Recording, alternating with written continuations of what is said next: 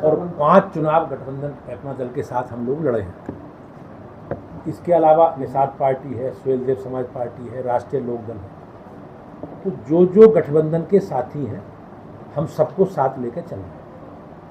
आप अखिलेश यादव जी के चुनावों का, पिछले चुनावों का उनका ट्रैक रिकॉर्ड देखो कि वो 2014 में किसके गठबंधन के साथ थे, 2017 में किसके साथ थे, 2019 में किसके साथ थे और 2022 में किसके साथ थे। तो मुझे ऐसा लगता है कि पुराने गठबंधन का कोई साथी उनके साथ नहीं है। माननीय अध्यक्ष जी, एक सवाल मैं पूछना चाहता हूँ कि ये वोट चोरी वाला जो मुद्दा जो चल रहा है, बहुत ज़्यादा इसको उठाया जा रहा है विपक्ष के द्वारा, इसके बारे में आप क्या कहना चाहते हैं? हमारे यहाँ देश में लोकतंत्र की जड़ें बहुत गहरी हैं और निर्णय जनता करती है, अंतिम निर्णय जनता करती है। इस प्रकार के बयानबाजी करके जनादेश का अपमान करना मुझे लगता है ये लोकतंत्र के लिए हित में नहीं है। ऐसा है नहीं कि सारे चुनाव भाजपा जीती है, कई राज्यों में हम चुनाव हारे भी हैं। वो ईवीएम का मुद्दा भी उठाते हैं। कई राज्यों में चुनाव हारे भी हैं और जीते भी हैं। अभी लोकसभा के परिणाम आए, उत्तर प्रदेश की जो परिणामों की स्थिति रही है वो जग जाहिर है, सबको पता है।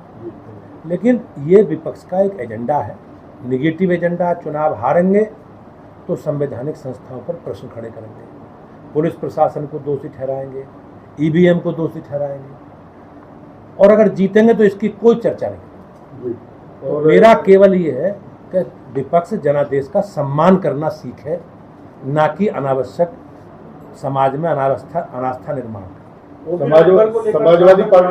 समाजवादी पार्टी के राष्ट्रीय महासचिव रामगोपाल यादव जी का ये बयान है कि वो बोलते हैं कि 18,000 एफिडेविट हम जनता की तरफ से दे चुके हैं। अब ये तो इस बात का जवाब तो इलेक्शन कमीशन दे सकते हैं, मुझे इस बात की जानकारी नहीं है।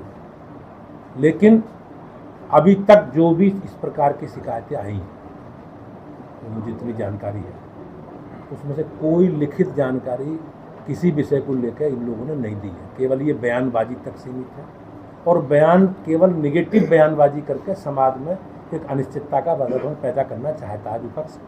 आपने देखा होगा ये लोग कहीं ना कहीं आम आदमी पार्टी से प्रभावित है।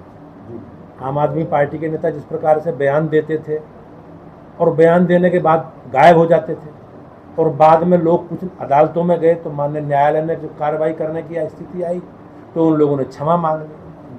तो ये बयान बीड़ है, बयानों को केवल नकारात्मक विषयों के लिए इस्तेमाल करना। अखिलेश यादव ये दावा कर रहे हैं कि आने वाले चुनाव में